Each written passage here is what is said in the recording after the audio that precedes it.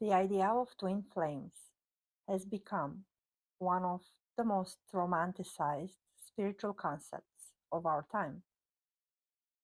But the idea itself is not new. Versions of it appear in the Bible, in Greek mythology, in Hindu traditions, but perhaps the most famous description comes from Plato's Symposium. In the myth, after humans were split in two, they became terribly unhappy. They started wandering the earth, searching for their missing half.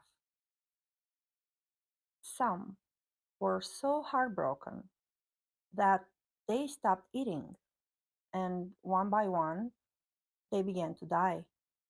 So Zeus took pity on them and gave them sexual organs, which is quite a solution if you think about it.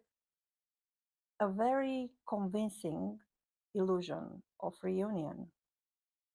Today, the topic of twin flames is emotionally charged and spiritually glamorized online, and because of that, it has also become dangerous territory.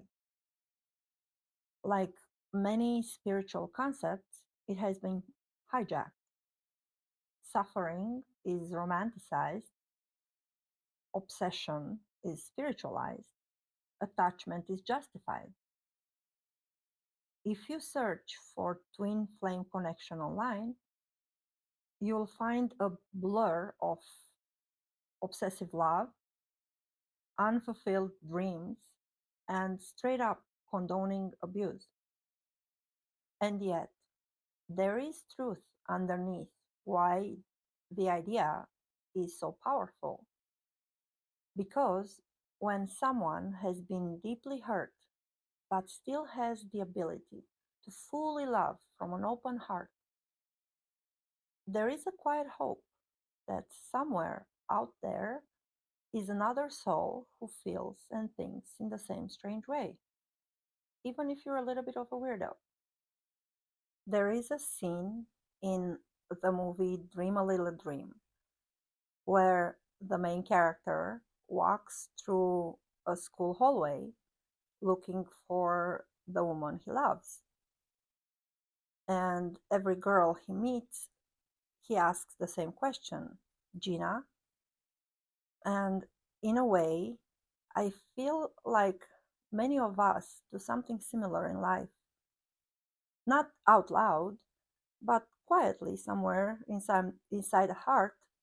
Every time we meet someone new, a small voice inside of us wonders, is it you? But the real question and the answer is simpler than all mythology.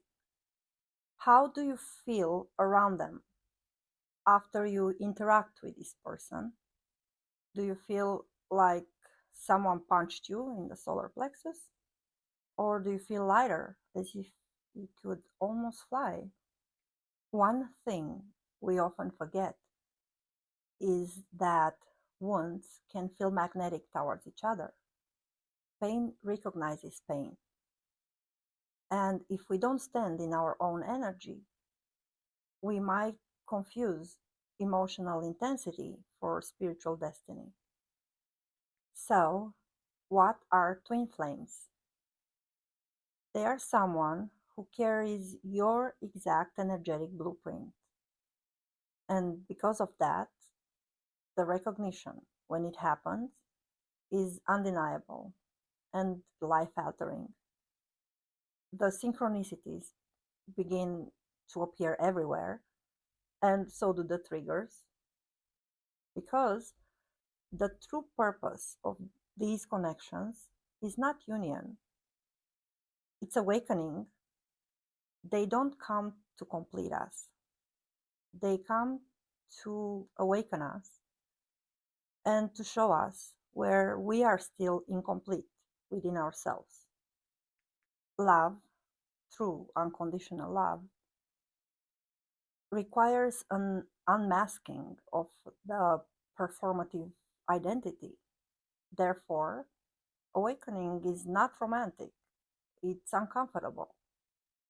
It's the dark night of the souls, and there are several of them, not just one. Each dark night strips something away: illusions, expectations, attachments, and then, when the smoke finally clears, something surprising happens. You realize you were never waiting for someone to complete you. You were remembering who you already are. I see it like this: you baked a beautiful cake. It's yours. You made it. You can sit down and fully enjoy it. You don't need anybody else to validate the sweetness. Would it be lovely to share it with someone who feels like your other half? Of course. Sharing joy multiplies it. But if he refuses, if he walks away, that doesn't stop you from tasting what you created. Here is the most important thing I've learned: the love I feel does not belong to somebody else, it belongs to me. And the real question is not about twin flames at all. The real question is this: how do we love somebody without losing ourselves to the idea of them? That's the cake. That is the real purpose of these connections. They don't come to complete us, they come to show us where we abandoned ourselves. And once we stopped abandoning ourselves, we don't need another person to feel whole. If something is truly yours, no one can take it away. And if it leaves, maybe its purpose was never possession. Maybe it was awakening. And maybe the cake I baked, I can enjoy all by myself. If someone wants to sit down at the table with me one day, beautiful. If not, I'm still eating.